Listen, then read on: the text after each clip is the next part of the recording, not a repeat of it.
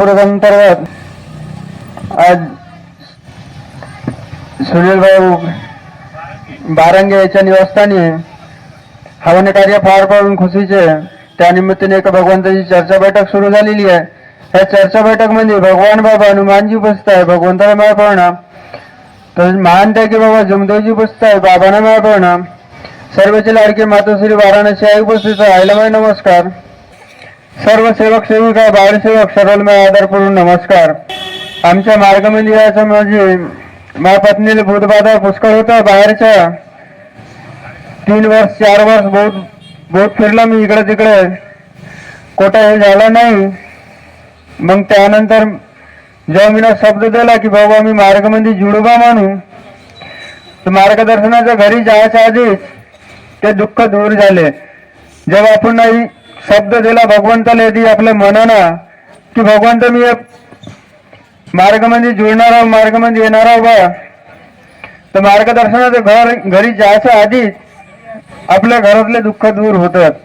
त्याच मी मार्गमध्ये आला तर जास्त दिवस नाही झाले होते, कमी ते कमी 2.5 ते 3 महिने झाले असतील। त्यानंतर मी साईडवर गेला। आता एका व्यक्तीनं दारू पिऊन येऊन गेलता। आता तो म्हणे भाऊ म्हणे मला खर्राच दे म्हणे। मी म्हणाल भाऊ तू दारू पिऊ ना, मी खर्राच देऊ नाही शकत। नाही म्हणे तू आपल्या हाताने मला खर्रा दे म्हणे, अजून सेवक का तो देतात म्हणे। मी म्हणाल भाऊ ते देत असतील लेकिन आम्हाला देता नाही जमत, आम्ही नाही देऊ। नाही भाऊ म्हणे तू काहीच कर म्हणे, आपल्या हाताने दे लेकिन दे म्हणे। तर माझ्याजवळ रात्राच्या उरलेला वाला खर्रा होता 2 टाइमचा, तो खर्रा मी त्याला पूर्णच देऊन दिला। भाऊ मी म्हणला तर परत मला वापस नको करू, खर्रा तूच खाऊन घे। त्याला 11 ते 11:30 वाजता खर्रा दिला। 3 ते 3:30 वाजता घरून फोन आला की वरतून मुलगी खालती पडली बा म्हणून सरी। जेव्हा ती मुलगी खालती पडली त्यानंतर आम्ही दवाखान्यात दाखवला, सिटी स्कॅन वगैरे करवला। सिटी स्कॅन मध्ये तिचं डोकं इकडून तुटला होता, हड्डी वगैरे। तर भगवंताची एवढी कृपा झाली तर त्याच्यामध्ये ब्रेन मध्ये बी धक्का नाही पोहोचला ना, दिमाग मध्ये पण धक्का नाही पोहोचला। फक्त ब्रेन मध्ये ब्लडचे 1 ते 2 शिटे उधरले होते याचे ब्लडचे, आणि रक्त पण बाहेर नाही निघाला तेवढ्या वरतून जेव्हा मुलगी पडली पण बी। त्यानंतर एका डॉक्टरने सल्ला दिला, भाऊ म्हणते तुझ्याकडे पैसे किती काय? मी म्हणाल दादा मी माझ्याकडे पैसे नाही आहेत। म्हणते ते तू प्रायव्हेट ते दाखवशील म्हणे तर कमीत कमी 1.5 ते 2 लाख रुपये ते खिचून टाकतील डॉक्टर म्हणे। त्यासाठी म्हणे मी डायरेक्ट म्हणे मेडिकल मध्ये फोन लावून देतो म्हणे, तू त्याचा घेऊन जा म्हणे मेडिकलले म्हणे, आणि काही जर अडचणी आले म्हणे तर मला फोन करायचं म्हणे, माझे ओळखीचे डॉक्टर आहेत म्हणे, ते तर म्हणे ते तर मी हे सांगून देईन म्हणे। जेव्हा मी ते तर नेलं, मुलगीला ऍडमिट केला। 3 दिवस ऍडमिट राहिली मुलगी। बरे हसणं कूदणं खेळणं वगैरे जेवण वगैरे सर्व व्यवस्थित झाला।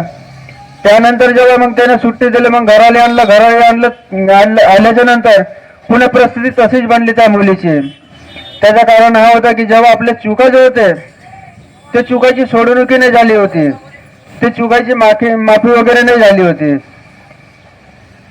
मग आता त्यानंतर आता मी खूप शोधलं इकडे तिकडे, आपल्याला काही समजमध्ये आले नाही चुका।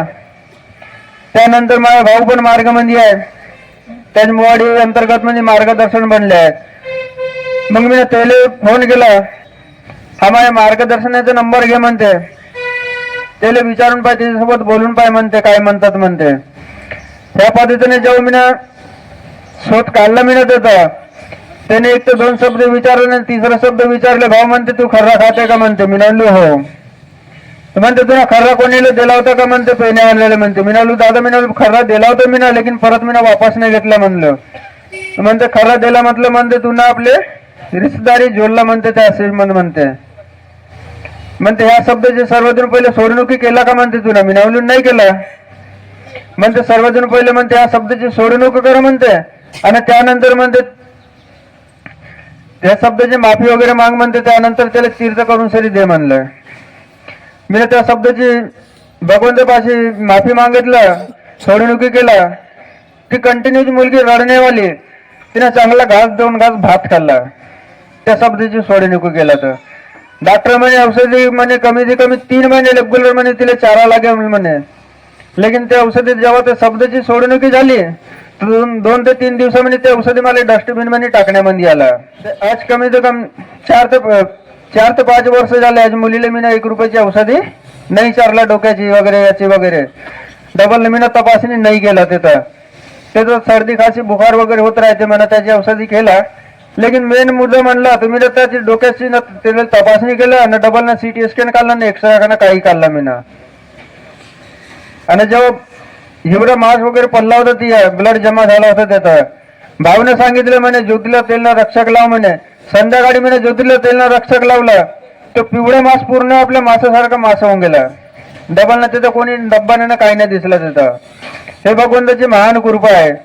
आणि तसे जेव्हा आपण कामावर जाताना या कुठे बाहेर जाताना